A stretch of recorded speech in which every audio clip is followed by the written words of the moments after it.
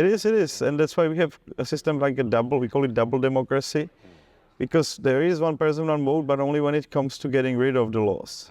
When it comes to installing new laws, we believe that meritocracy system where, so if you have more merits, you have bigger say, is the best way to go, because that way you make sure that people, for example, instead of bribing politicians, they just pay more taxes in order to get their ideas through the system, right?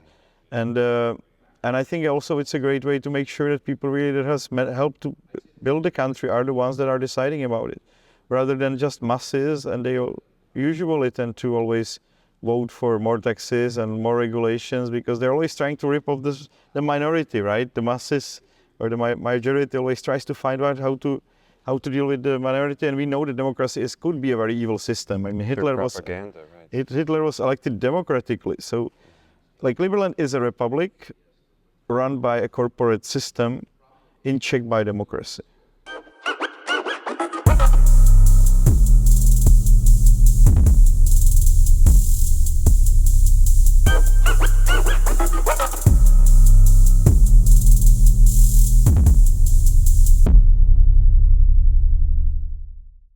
What's up, everybody? It's Plamenko here. Welcome to Stackin Sats presented by Force-Based Mining.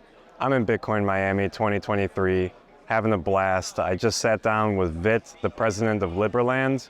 If you haven't heard of it, it's a DAG, a Decentralized Autonomous Government, being formed as we speak off an island in Croatia.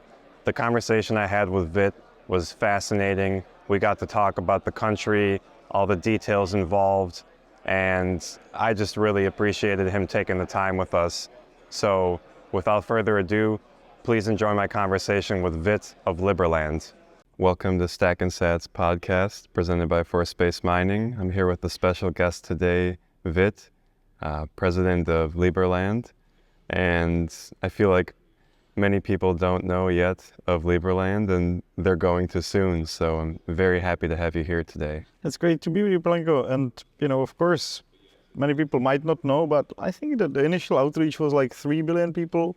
It was huge, right? Like, even if you count all the Metro magazines that wrote about us, the CNN, Russia Today, USA Today, New York Times Magazine, and we're still like heavily in the media. Just today I received notifications there are 2 big articles about us in India. Fantastic. And so, and of course there will be plenty of coverage here, but of course it is a big news when you create a new country. And the funny and the very promising part was that literally all the world media kind of spread the news initially. And that brought us almost 700,000 people to apply for citizenship. Yeah, it's really fascinating. I mean, how quickly word travels and how quickly an idea travels. I think about 3 days ago, I had some friends share an article about Liberland with me. Nice. Completely new idea in my head. Nice. I'd never heard of it, and I can't believe today that I'm sitting here with you. So awesome. The world is small from that perspective. Yeah. Very small. And yeah, I mean, I guess I wanted to, kind of just dive into like, what is Liberland, and how does this work, and what are you guys working on? We're the newest country in the world. We're a physical place. We're not some sort of virtual metaverse concept, but we also have metaverse, by the way. And our aspiration is to become the freest country in the world, run by the latest technology to remove as much as bureaucracy as we possibly can. And how did you begin creating this idea, turning it into a concept and moving forward with it? I was trying for many years to change Czech Republic into more freer place with less taxes and less regulations. And at some point I realized it's close to impossible, because you would have to change the people's mindset. And even though our YouTube channel has 20 million views, which is not bad in a 10 million people country, when I sat down with one of the person that saw all the 200 videos that we had on the channel and I talked to him, I realized this is kind of futile, Maybe we really have to pick the people that are going to create the country rather than try to educate people about economic and social freedoms. And that will also be the best thing. You lead by the example. You're not just talking about it. You're not kind of trying to change people's mindset, but you're gathering people with similar vision to create a new country that could be a great example for other countries. Yeah, I completely agree. I think that, being in Bitcoin, you see this idea and you get excited by Bitcoin and you just want to share it to the world. And then you do, and everyone is just like not listening and not caring. So at some point you move past, how do I convince people? And you just go to, how do we just do this? Yeah. And how do I best prosper to show others that this is a good way forward, right? And where exactly is the country located, the It's physical? Between Croatia and Serbia, some 15 kilometers from the Hungarian border. And those 15 kilometers are quite important for us lately because that's the only way how to get in and out of Liberland. Okay. So it is a very special place that was unclaimed by both Croatia and Serbia for last, I think, almost 30 years now.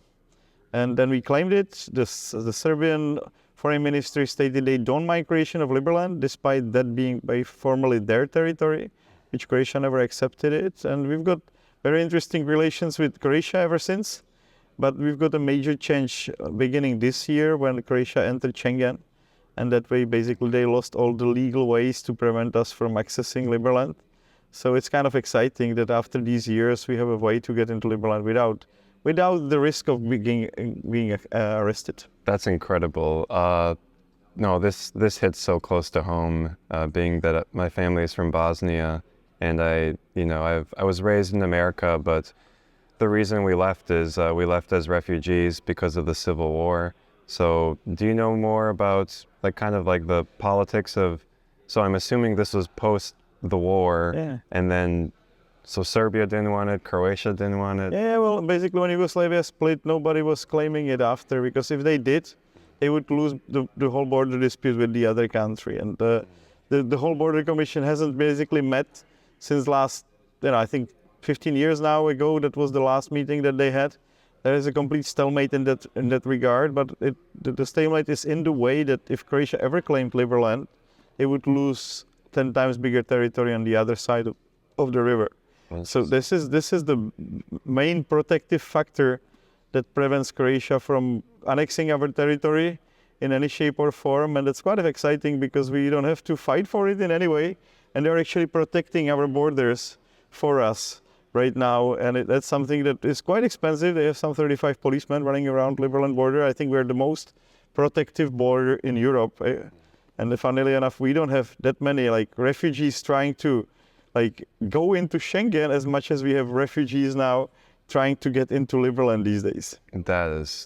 This is just such an anomaly in today's world. So, being in Bitcoin and going to these conferences, and with crypto, you learn about DAOs, and you start to learn that, we can create groups outside of governments. We can do it digitally, but you guys are doing it digitally and physically, and it's monumental.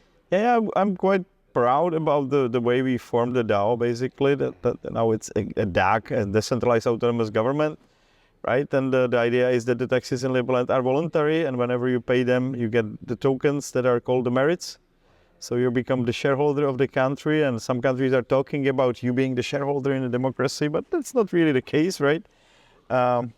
But I think we managed to incorporate all the great ideas from past. So there are some elements of American Republic, there are some elements of Swiss democracy, there are some elements of meritocracy from Singapore as well. So we packaged that together, and we took also some good ideas from the DAO, from the Decentralized Autonomous Organizational World, ideas that are there, something a little bit from Vitalik, a little bit from Polkadot, and I think we did a really great DAO that is based on our initial constitution, which says what the government can and cannot do. So basically, it's kind of a corporate governance, which is in check by democracy, because majority of citizens can stop the government from any decision.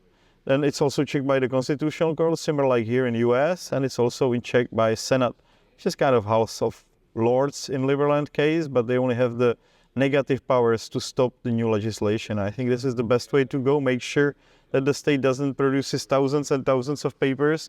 Like, for example, EU, whenever they meet, they produce 5,000 new papers. In Liberland, there will be a few proposals put on table, but there are 3 institutions that can get rid of them.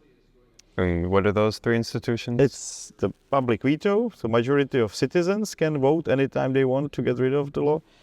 Senate, that's the House of Lords kind of in Liberland, and also the Constitutional Court. So I think this is something that will prevent the bureaucracy and the regulatory environment of Liberland to overgrow, and that will preserve the liberty of Liberlanders for many years to go.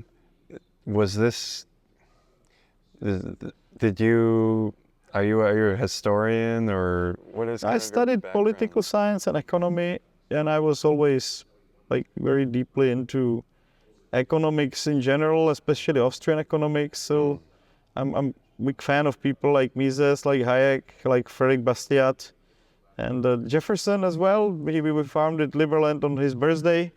I think it was a great job. So based on these ideas, I tried to do my best to really combine the ideas, the best constitutional idea with the best technology that is out there, and find a very nice spot for the nation to be created.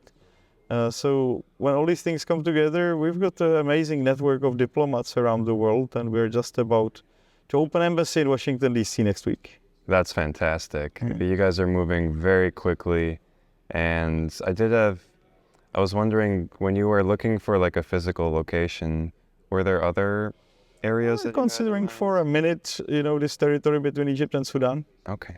Which is kind of similar, but different, different in a way that both countries are claiming it belongs to the other.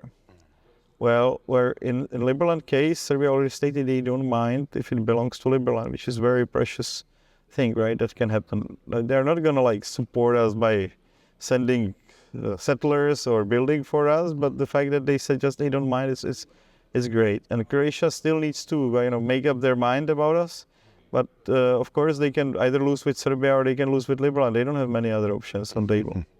Well, it's really great that you have, support from the world, and to know that you can go about a project. I mean, not a project, but to create a nation. This is like steps further than just creating a business, but to get support from embassies, from diplomats. We'll see how many ambassadors are coming. I'm hoping at least for 5 for the opening. We usually get people from Taiwan, so I hope they will come again, and all the countries that we started diplomatic relations in Caribbean and in Central America.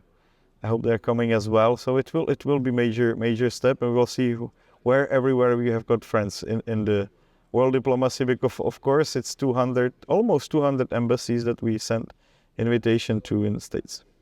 And you would have kind of like basic citizenship documents as you would with any other country. There's no like renouncing of a citizenship. No, of course not. No, we were happy. Liberlanders should have as many passports as possible, if it doesn't include a U.S. passport, which is really big pain for many people. But otherwise, the more passports you have, the freer you are, because you have more outreach basically for traveling, for tax purposes, etc. No, definitely. I used to think that you kind of just have your one passport and that's what you need. And, being blessed to be an American, my American passport gets me to a lot of places. But you also live in this world where it's not safe for an American to go everywhere, and you can't go everywhere. So ironically, there's moments where, like, if I had a Bosnian passport, it would actually be easier for me to get to, specific countries. So a Liberland passport, I mean. Of course, it'd be lovely. It takes like 5 minutes for you to apply. Yeah. We actually streamlined the process even much faster for this particular conference. How would somebody go about applying for? It's easy. You fill in the basic information about yourself, and you upload a picture. We do the background check on your identity, and if you don't have some sort of criminal or terrorist background, and then it just takes one more step, which is to find a way to contribute to Liberland cause in one way or another. So there is a little bit of a KYC to get in. Yes, know your citizen policy. Yeah, I mean, you can't just have this place, everyone walking in and out and expect it to. Of course not. Basically, normally what we do is you become a resident, and then you get a call, and we do a little bit of an interview with you, and we check your background a little bit further, and then you can decide how you will contribute to Liberland. If you want to come and settle, which is one of the highest rated things right now, because it's really needed that we have hundreds of people coming this month, or you decide to contribute financially, which is also great because we can hire other people to come and settle on your behalf. How many people can you realistically fit on the island? Well, if we were the same density like Monaco, it would be 120,000 people. Wow. And We've got 700,000 applications, so it would be like 3 times more overpopulated place than Macau if we accept it. which is a lot of promising ideas for real estate and for just building. And We just talked yesterday on this great networking conference at Miami with the biggest local developer, and he was quite excited to give us some sort of memorandum of understanding for the future construction. And we've got the best architects, Hadid architects, that really made a very nice plan for how Liberland should be developed. It's at least $20 billion development. it's fantastic. And you really can't beat life on the sea either. Just having the salt water and the sun, and it definitely, it brings more inspiration and it gives you more energy to build a country together. I did have a question. You had mentioned that we were speaking earlier. There is no taxing, you don't have to pay taxes, but as you contribute, you get more of a share into the country. Could you explain a little bit? Sure. Whenever you pay taxes, you become shareholder of the country. And that's, I think, a very cool way to incentivize people to do taxes rather than force them by putting them in jail if they don't pay it and not even telling them thank you when they pay it, which most of the countries do. We have a tax system that lets you contribute as much as you want. You can even choose the cost to which you want to contribute, and in return you get the shares of the country you're living in. Man, I was speaking with your advisor, Raven, yesterday, and I think he already convinced me to become a citizen, and my girlfriend and I were kind of not sure what we're doing with our life next, so maybe we're going to Liberland. It would be lovely to have you. We've got a very nice village that we have built last year, or it's still in the construction phase, but it's a great opportunity for people to come and stay long term already. Are you able next to Liberland? Are you able to go out to the island? Well, of course you can now. That's the great thing coming from Hungary, and on these houseboats, so you can live either there or you can live in this Serbian village and just support the settlement from distance of 4 kilometers. Mm-hmm. Have you? How do you go about? You're going to need jobs there, besides free market jobs, but you need a fire department, you need police, you need officials. How does all that work? We're taking care of security, justice, and diplomacy. So the question is how much the fire department ties into security, but maybe Liberland will also have probably voluntary fire department unit initially. And of course, everybody will have some sort of fire protective equipment on their property in order to help themselves in the case of fire. But anyway, so we're very dedicated to the same ideas like founders of the United States. Just the basic roles of the state. Liberland is not going to organize education or healthcare system. We believe that private sector can do it much better. We're only focused on security, justice, and diplomacy.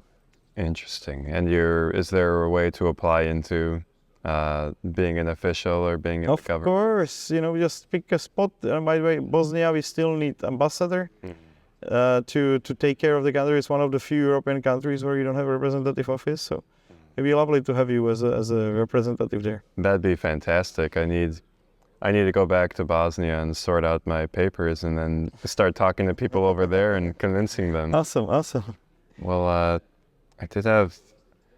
did have a couple more questions for you, and again, I'm just super appreciative to have you on here, and I have a lot of friends and I have a lot of people who are just raising their eyebrows, tell me more. Are you facing any opposition throughout this? Well, the biggest challenge, of course, is to smoothen the relations with Croatia, and we're grateful for their support in terms of securing the territory.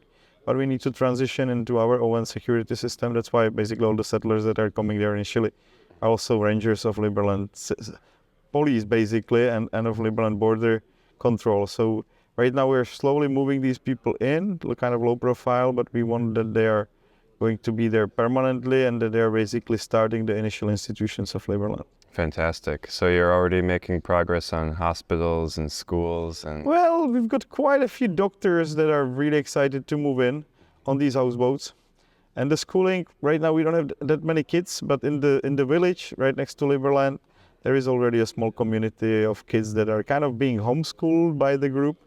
So I think that's actually very good way to go forward. And what about blockchain? How does Well, blockchain? we're of course now fully in blockchain. The whole thing is a blockchain governance. So we've got quite a few good developers. We're looking for more volunteers to help with the project on permanent basis, especially people that know Rust. Oh my God. My friend Matthias, he is a Rust engineer. He's fantastic. He's actually here. I'll definitely have to connect you with him. He would love to make a project like this. That would be lovely. So we need a little bit more help on that side. We're just about to get audited, as the core of the system has been finished. But for example, the justice system, there is still at least 10,000 lines of code that need to be developed. So we're very, very eager to talk with anybody who's got experience in the field. So it's all going to be code. It's all, there's going to be everything. rules, But why would you have somebody sitting at the cadastre maps if you can turn it just into smart contract? Right? Yeah. It's a complete waste of talent of people to sit and work as a bureaucrats at some state department. And Bitcoin will be important as well. It is basically we are a multi-sig wallet for Bitcoin, right? Like our reserve currency is Bitcoin, and the whole Polkadot ecosystem or substrate ecosystem that we created basically is a huge multi-sig wallet to the Bitcoin wallets that were going to be there.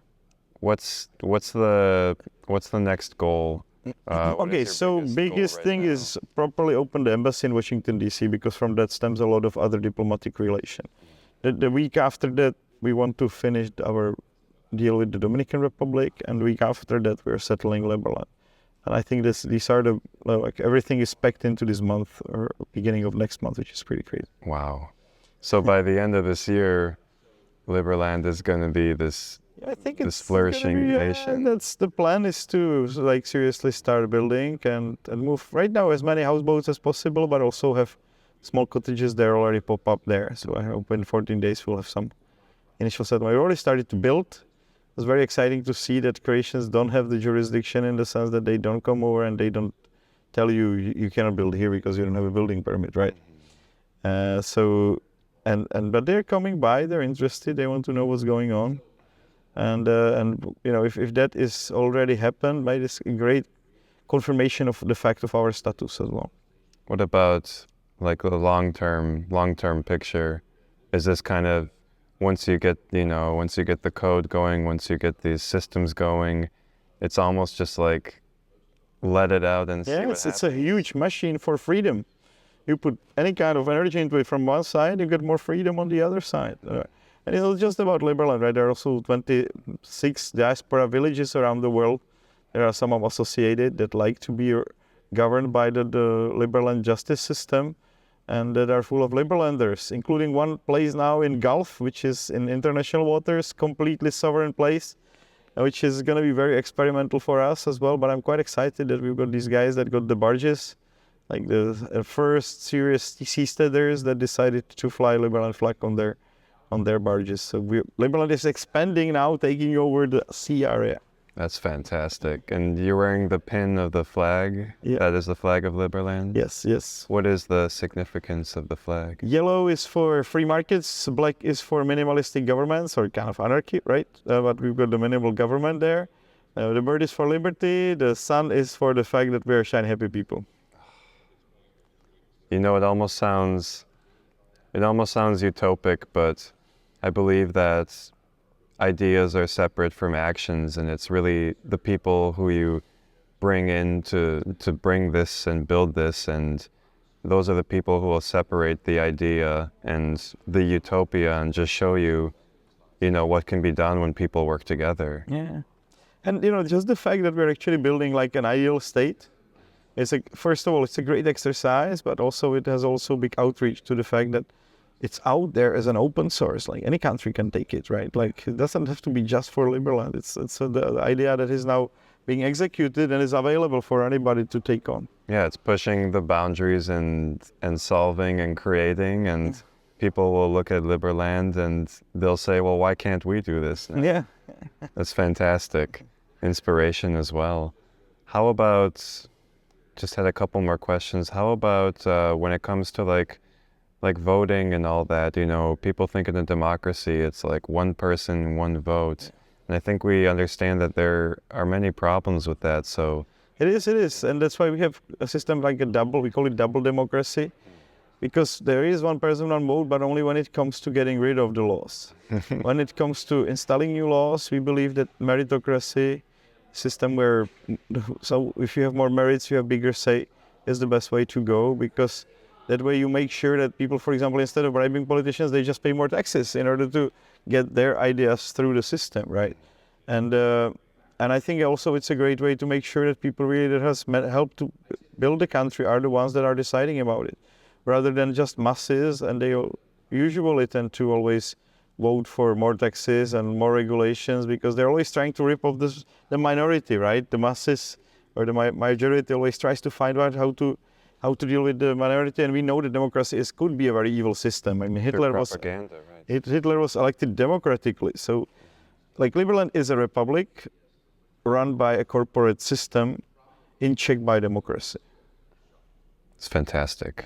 So, like I said earlier, my family comes from Bosnia, and like, you know, there's a lot of weight that I carry just being, you know, the child of two people who survived the war.